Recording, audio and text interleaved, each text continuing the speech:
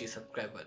आज मैं आपको सुनाने जा रहा हूँ मसूरी के खूबसूरत दृश्यों में बसा एक होटल की डरावनी कहानी।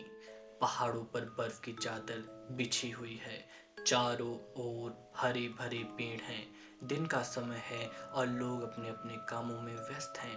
एक भव्य और प्रसिद्ध होटल होटल मिस्ट्री हाइट्स दिखाई देता है, जो पर्यटकों को बीच बहुत लोकप्रिय है। मसूरी के इस पहाड़ी इलाके में एक होटल है जो भयानक घटनाओं का गवाह बना हुआ है। यह कहानी है होटल मिस्ट्री हाइट्स की, जिसमें भूत रहता है और अजीब अजीब घटनाएं घटती हैं। एक जोड़ा यानी कि कपल रोहित और मीरा, जो मसूरी घूमने और छुट्टियां मनाने आए हैं, वे इस होटल में रुकने का फैसला करते हैं। होटल का माहौल बहुत ही शानदार और आकर्षक है।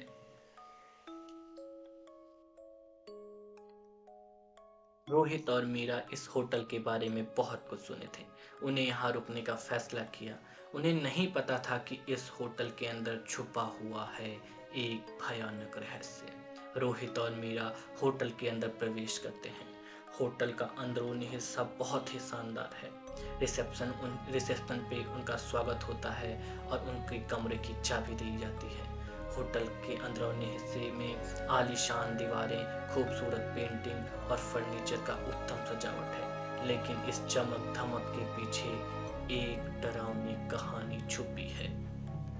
अपने कमरे में जाते हैं और सामान रखकर आराम करने की कोशिश करते हैं। रात का समय होता है और अचानक कमरे की लाइट बंद हो जाती है। रोहित और मीरा डर के मारे एक दूसरे को देख रहे हैं। अचानक कमरे की लाइट बंद हो जाती है। रोहित और मीरा अजीब अजीब आवाजें सुनाई देती हैं। रोहित और मीरा के कमरे के बाहर के गलियारे में वे दोनों घूमने लगते हैं। उन्हें दीवारों पर अजीब निशान और पुराने चित्र दिखाई देने लगते हैं। एक चित्र में एक महिला की आकृति होती है, जिसने चेहरे पर गहरी उदासी देखी है। रोहित और मीरा को होटल के गलियारों में अजीब निशान चित्र मिलने पर उनको डर लगता है। रोहित और मीरा को होटल के मैनेजर से पता चलता है कि इस होटल में एक महिला की आत्मा भटकती है, जो इस होटल के पुराने मालिक की पत्नी थी। उसने होटल के कमरे में आत्महत्या कर ली थी और उसकी आत्मा अब भी वहां भटक रही है। रात के समय रोहित और मीरा अपने कमरे के बाहर किसी के चलने की आवाज़ सुनाई देती है। वे डर के मारे कमरे से बाहर जाते हैं और देखते हैं कि होटल के गलियारे में एक साया घूम रही है। रोहित और मीरा ने देखा होटल के गलियारों में एक साया घूम रहा है।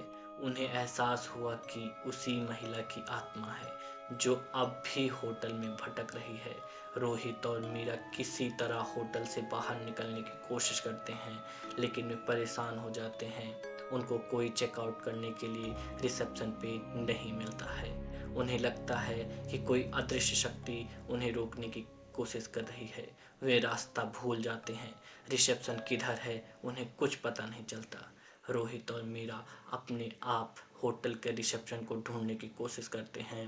वे अलग अलग गलियों में घुस जाते हैं। उन्हें नहीं पता चलता कि वे किधर जा रहे हैं। ऐसा लगता है कि उनका दिमाग किसी के वश में हो गया है। वे समझ नहीं पाते कि वे अब क्या करें। रास्ते में उन्हें एक बुजुर्ग दिखाई देते हैं, जो उनको होटल से निकलने का पूरा मार्ग बताते हैं। वे किसी तरह होटल से निकल जाते हैं। यह कहानी का अंत रहस्यमयी और चौंकाने वाला है। रोहित और मीरा किसी तरह होटल के बाहर निकलने में सफल हो जाते हैं, लेकिन जब वो वापस शहर पहुंचते हैं तो उन्हें पता चलता है कि वह साया अब भी उनके साथ है।